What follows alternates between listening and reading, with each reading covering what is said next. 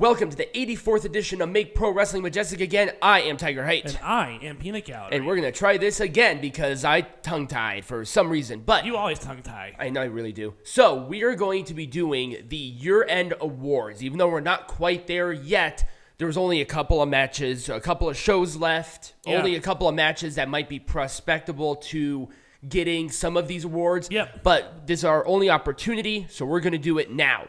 Let's talk about our best moment of the year, and that was Cody Rhodes showing up in WWE. The biggest shot to AEW at WrestleMania. Yep. Everybody knew it was coming, but at the same time, it didn't matter. Right. It's American Nightmare Cody Rhodes. They pushed him hard. They didn't even change him. Nope. They one of those rare Vince McMahon doesn't change anything. Exactly. So, and I think that's kind of lends it to how authentic it was of him leaving. This was the biggest shot, and it's still the biggest shot, even though he did not wrestle a ton over the course of the year because of the injury. Every match that he was in was special. Yes. Every single match that he did was different. Yep. So that's kind of why Cody Rhodes, just as a whole, had a stellar year. Yeah. Let's talk about the top prospect of 2023 based on what we have seen over the course of the year. Pretty Deadly have pretty much the best potential of having a breakout year for 2023. They are the best tag team in NXT. I would say they're in the conversation of tag team of the year. The only thing that led them to not be there is that they really didn't hit their strides until later on in the year. And obviously, it cannot be overstated that tag team of the year is, we pretty much know who is in that conversation, and Pretty Deadly is not in that conversation. No, not at the moment, but they have the potential to. They have such a great fluidity with them, and their character work is great, and it's just going to get better. Yeah. So they definitely are going to be the shining stars. And also, they were constantly NXT champions. Yeah. They unified the NXT and the NXT UK tag team champions. Yep. They won those matches. Right. So definitely WWE is looking at them as top prospects. Yep, absolutely. That's why they're there. Let's talk about the most improved, and even though it was very late, I'm going to say Austin Theory. Yeah. Based on what people have said about him and what we've seen from him. Austin Theory's had an interesting year. He really has. From just controversies to being Mr. McMahon's little puppet to really having ups and downs. Right. I think this Austin Theory that we're seeing now is above anything else. And the thing is that people are now focusing on his in-ring work, which is just getting better and better and better. Right. And It's not really about what's outside the ring anymore like it was more towards the beginning. Right. It's not the selfie Austin Theory. It is, let me get in the ring and prove to you that I deserve to be here. And I think based on that and his character work and everything, it's just a lot better. Yeah. So definitely the most improved. Let's talk about the best rookie of the year. Just across the board. This was pretty obvious. Yeah, Roxanne Perez. Despite the controversy with Mandy Rose, Roxanne was supposed to win this title at New Year's Evil. She was originally going to win the title anyways, but they had to push it up. Right, it was going to be a New Year's Evil, right. So they just had to make that decision. But despite that, regardless of the title win at the very end of the year, everything about her was good. Yeah, don't forget that she started the year as an NXT champ, as an ROH champion. Right. So she was able to wrestle on Ring of Honor on television, and obviously after the sale to Tony Khan, she was able to drop the title, considering she was going to the E. Exactly. So definitely deserved of the best rookie of the year. There's not really anybody that came close. She's just going to get better. The only thing that I would say that kind of kept her down as being like that top prospect is that I think Pretty Deadly has better mic skills in general. Yeah. So, and also they have better character work. Yeah. But that's just something that you can learn. Obviously, Roxanne's amazing in the ring, and she definitely deserves to be the top rookie. Let's talk about the best talker. And I think just can't get more oozy than that. Exactly. Sami Zayn killed it. And I mean, he killed this thing that could have been absolutely ridiculous and could have killed his career. He managed to do something that people were saying, no, it's just not going to happen. Right. This honorary Uce could have been flopped. And people were saying, oh my God, this is so lame at first. But then Sami Zayn really started to put himself into Right. it. He kind of found his spot in the faction. And he talked to it. It wasn't anything else other than talking. The emotion from him and Kevin Owens to him and Jay, you saw the gamut of everything that was going on, and I think a lot of it was based on his vocals, based on how he cut promos, and you can't say anything better than Uzi and get people to break character in the ring, as professional as Roman Reigns is. Right. So Sami Zayn, best talker. This one was pretty much a conversation though of who really was, because there were a couple of top contenders. But I think Sami Zayn just came out on top because of how he got this thing over. Let's talk about the show of the year, and that was SmackDown. Consistently across the board, and I don't think... It got better under Triple H. Well, everything in WWE got better under Triple H. So it was more so of, could it be better? And SmackDown has just been the shining star of WWE as of late. The thing with Gunther and Imperium from Brawling Brutes, and this is the show that Roman Reigns always shows up at. Right. And look at the numbers. They don't lie. It is consistently 2 million viewers. It's consistently 1,500 if they have to be kicked off to FS1 because of, with the World Cup and blah, blah, blah. But SmackDown is just consistently giving you good 2-hour wrestling every single time. There were some waivers, but for the majority of it, everything has been good. Everything. So, show of the year is the one that I look forward to the most of this. But let's go on to the next one, and that is the faction of the year. There's nobody that comes remotely close to the bloodline. Nobody. From having all the championships to the presents to everybody showcasing something different. Right. And just the amount of talent even within this, and despite Solo being, I would say, arguably the least experienced of them, he's really starting to come into his own within the bloodline, and it's a different dynamic of him being the serious Samoan guy, where you have the comedy goof, you have the tribal chief, you have the main character, and then you have the tag teams that have that comedic flair. Right. So you have a great dynamic with all of them, and it just works. So that's why Faction of the Year, there wasn't even a conversation about this one. It was like Bloodline. There was it. So one more, and then we're going to take a short break, and then we'll be back. But let's do Tag Team of the Year. This one was hard. I wanted to choose only one, but I think it's just too challenging. Because the Usos and FTR had the best matches. They had the titles pretty much the entire year, with the Usos really bringing the unified champions to a certain level of prominence and them defending them constantly and still pulling out great matches. Absolutely. And then FTR, obviously, their work schedule speaks for itself. 3 different tag team champions simultaneously having extremely brutal matches, and they have one defending against Los Hermanos Lee on the 28th. That should be great. But it was just a hard one here because both teams were so good, and we didn't want to disrespect on just having one. So both of them, definitely a tie.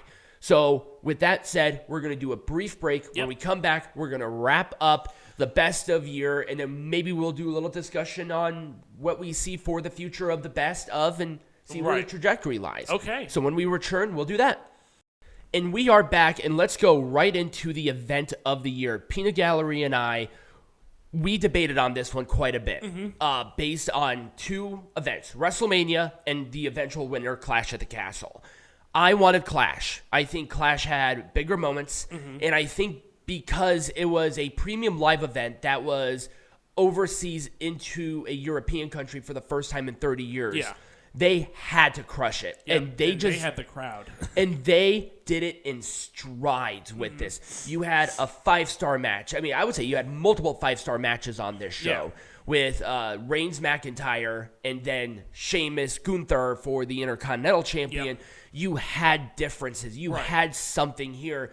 And WrestleMania came close. It was a well-structured, great paced, lots of great moments WrestleMania, but I think there was more on the line with Clash at the Castle than there was for WrestleMania. So that's just kind of where it was as a part of the show of the year, the pay-per-view or the premium live event of the year. Let's talk about the match of the year. This one was also a debate on which one really was the match of the year. There was just such great wrestling across the gamut, but Wrestle Kingdom, to unify the champions, Will Ospreay going into it as the champion who got hurt and had to be stripped from the title, or the real world's champion, to Kazuchika Okada, who beat Shingo Takagi to win the title on night one. Going into it, it was spectacular. Right. And now we're seeing a different Will Ospreay in a much bigger position now.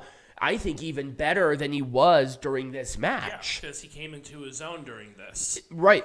And actually, I think he came into his own after. Yeah. I think him and this United States Championship run, I think he's doing better personally than he was in the World Champion. Oh, absolutely. I think just because United Empire is extremely strong right now, they continue to have great dynamics with everybody involved. And Will Ospreay, as a leader, he feels like that main eventer. Right. And I'm excited for his match against Omega at next year's Wrestle Kingdom in a couple of weeks. People were wondering if Will Ospreay was the Kenny Omega after Kenny Omega. Exactly. He pretty much solidified it. I think so. Series of matches. And I think we'll see more of a solidification against Omega later. Yeah. But we'll see where that goes. But right now, this is match of the year. It was a great match. All right. So this one is kind of weird because the best and worst are the same promotion, just different eras. Yeah. Let's talk about this one first, and then we'll talk about yours here in a bit because we're recording them on the same night. Second half of WWE, by and large, is the best promotion in wrestling. There's nothing that has been able to touch it. Right, and we're talking post Triple H takeover. Yep, this is after Mr. McMahon retires. Yep. This is Triple H getting back into it. The thing about Mr. McMahon wanting to come back to the position, it's not that easy. It's going to be, well, this one of the things that's going to make 2023 really interesting because if indeed Vince McMahon tries to come back, how is that going to affect the dynamics within the company? And it's something that I'm monitoring as well. Nobody wants it. Not a single person wants it. I think the shareholders are happy of what's been going on with WWE recently. I think most people are. If you're living in some sort of reality, you can tell that there is an improvement in quality. It's not always perfect, but I think just overall, WWE has been the show to watch. In every capacity. The pay-per-views have been better. The crowds have been bigger. And I think no matter what, that just shows on how good WWE has been this year. And people have been really stepping up with this being the first full technical year post-pandemic. Because remember, 2021 had some weird stuff too in certain states. So this was the first year of go hog wild across the world. Right. So that's just kind of where it is, and I think WWE showed it. And obviously, the Booker of the Year has to be Triple H. Yeah.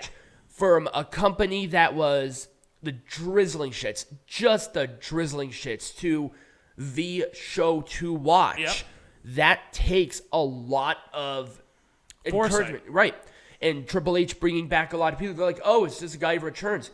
Why do you care? It's a place for people to work. And if Triple H is giving them contracts, and you know what? I think Mr. McMahon was releasing these people under false pretenses because they were just doing it to showcase how much money they were making. No, you were saving that much money. And I think this is like, oh, Triple H is going to bankrupt the company. No, definitely not. Like, that's ridiculous. I think it was just because all of these people were released unfairly and unjustifiably. And under false pretenses. But Triple H doing that and everything else has just been spectacular. And the rivalry of the year was not just Gunther versus Sheamus, but it was the all members of Imperium and all members of Brawling Brutes. Anything that they did was great. But the Clash at the Castle match was the match. If Dave Meltzer, the little cocksucker for Tony Khan, other than Britt Baker, gives the match a 5-star match, you know that you did it. Absolutely. And the crowd reaction was great every single time they're in there. It's just magic. And it was the best rivalry. It was the one rivalry that I was excited for going into Clash. Yeah. So, rivalry of the year. And now we get to the two big ones. The woman wrestler of the year and the man wrestler of the year. Let's do the woman. I think there's no doubting that she has just had a stellar year. Bianca Belair has been a champion pretty much consistently. Throughout. Didn't she win the Royal Rumble? No, she did not. No, Rousey won the Royal Rumble. But Bianca Belair has had great match after great match after great match. Her stuff with damage control at least has been lifted now, and it looks like it's either going to be Becky Lynch, Rhea Ripley, and there's Bayley's in that conversation, but I don't want the match again. But Bianca Belair has managed to make every match creative and interesting. Her promo work is good. She's just great. And I think female wrestler of the year, track record shows. And look at the numbers too. Anytime she's on there, there's a boost in ratings. People want to watch Bianca Belair. I like to watch Bianca Belair. And there's no question. Man, the male wrestler of the year is Roman Reigns. Oh, absolutely. Every match was a banger. He feels like the man standing on top of the mountain, not just in WWE, but professional wrestling. He is the GOAT. He is the guy. If you want a Tom Brady of wrestling, it's Roman. You can't question it. Oh, absolutely. You can say, oh, Kenny Omega's better in ring work. No way. I think Roman Reigns has better psychology. He has better pacing, better timing. Every match feels special. And I think it's more about quality than quantity. And that's what WWE does with Reigns. That's why Reigns feels the way he does. And honestly, Kenny Omega hasn't been around long enough to put on stellar matches because he's been injured for half the year. You know, Okada was great. Ospreay obviously was great. But nobody has been able to touch Roman. Now, there have been people who have tried, but every match has just been that way. It's Roman. Roman Reigns is the guy. Will it be next year? I don't know. But let's talk about next year. Reigns is losing these titles. I think he's going to. Well, yeah, I think he's going to lose at Mania, probably to The Rock. I think it's going to be to Cody. I think Cody's returning, winning the Rumble. I think that's what they're waiting for.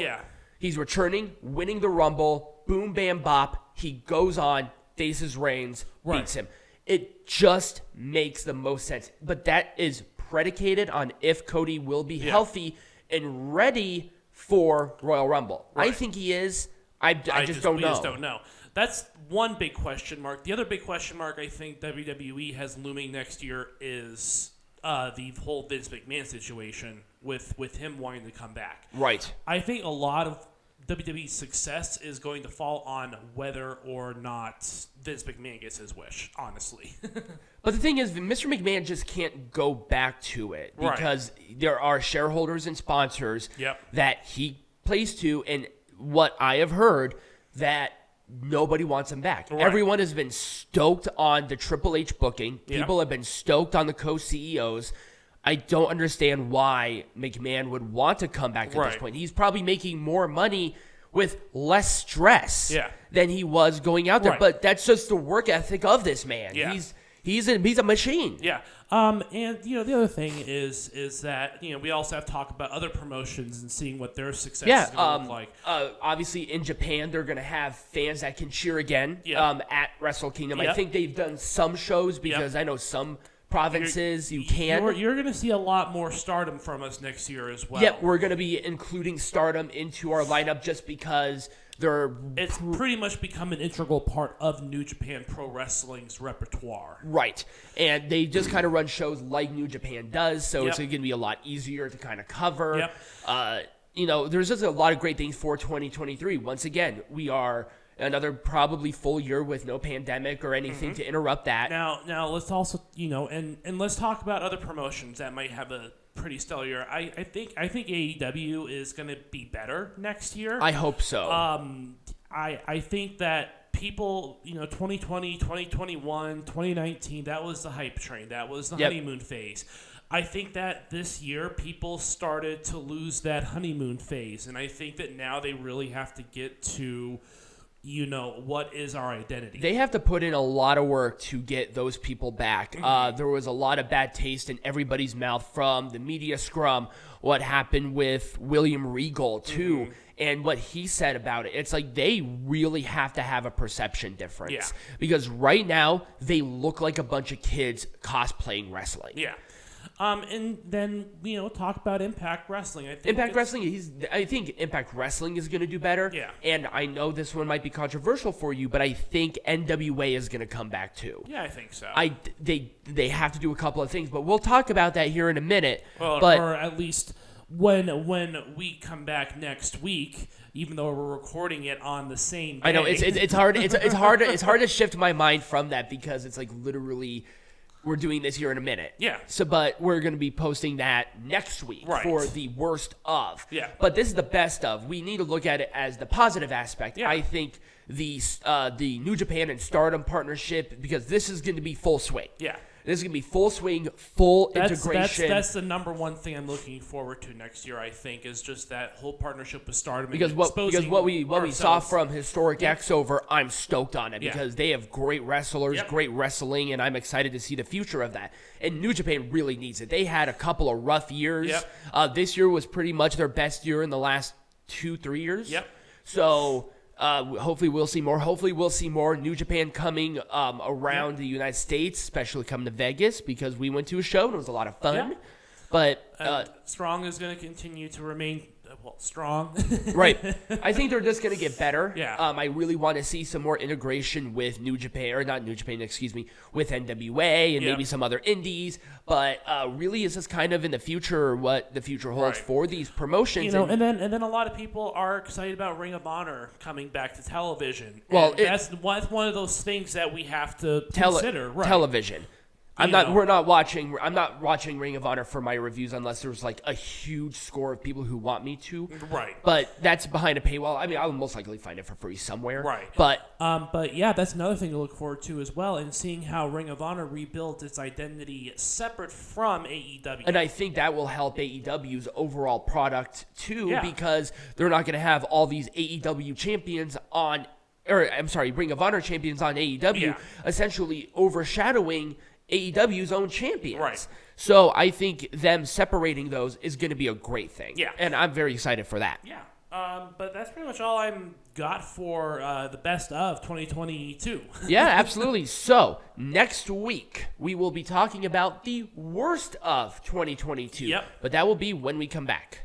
Next week. Yes. Oh, I'm sorry. So if you guys did enjoy the best of, remember to like, subscribe, leave a comment or a review. You guys have been leaving some reviews on our podcast portion of it. Thank you for that. Continue to do so. And let us know what you think about the best of. What were your choices? Yep. Maybe something a little bit separate from ours. And become a patron at patreon.com/MPWMA. You get hats and cool merch and signed stuff. And we get a little bit more. We'll do watch parties, but that will be all on there. So check it out. And as always, be majestic.